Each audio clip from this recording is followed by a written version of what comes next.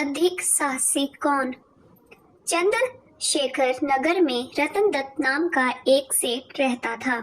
उसके एक लड़की थी, उसका नाम था उमनादिनी। जब वह बड़ी हुई तो रतन दत्त ने राजा के पास जाकर कहा कि आप चाहें तो उससे ब्याह कर लीजिए।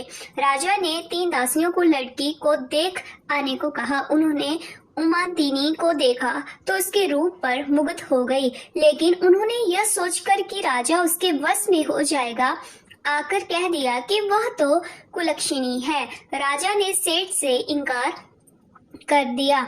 इसके बाद सेठ ने राजा के सेनापति बलभद्र से उसका विवाह कर दिया। वे दोनों अच्छी तरह से रहने लगे। एक दिन राजा की सवारी उस रास्ते से निकली। उस समय उन्मादिनी अपने कोठे पर खड़ी थी। राजा की उस पर निगाह पड़ी तो वह उस पर मोहित हो गया।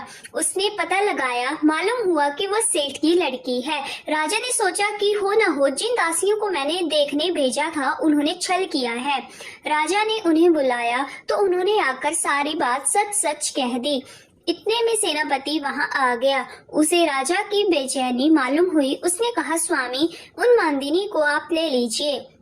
राजा ने गुस्सा होकर कहा, क्या मैं अधर्मी हूँ जो पराई स्त्री को ले लूं? राजा को इतनी व्याकुलता हुई कि वह कुछ दिन में ही मर गया।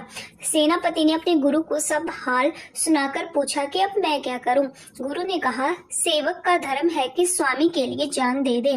राजा की चिंता त्यार हुई। सेनापति वहां गया और उसमें कूद पड़ा। जब उन्मादिनी को यह बात मालूम हुई तो वह पति के साथ जल जाना धर्म समझकर चिंता के पास पहुंची और उसमें जाकर भस्म हो गई।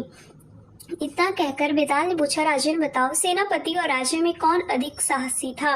राजा ने कहा, राजा अधिक साहसी था, क्योंकि उसने राजधर्म पर दृढ़ रहने के लिए उन्मादिनी को उसके पति के कहने पर भी स्वीकार नहीं किया और अपने प्राणों को त्याग दिया। सेनापति कुलीन सेवक था। अपने स्वामी की भलाई में उसका प्राण देना अचरज की बात नहीं।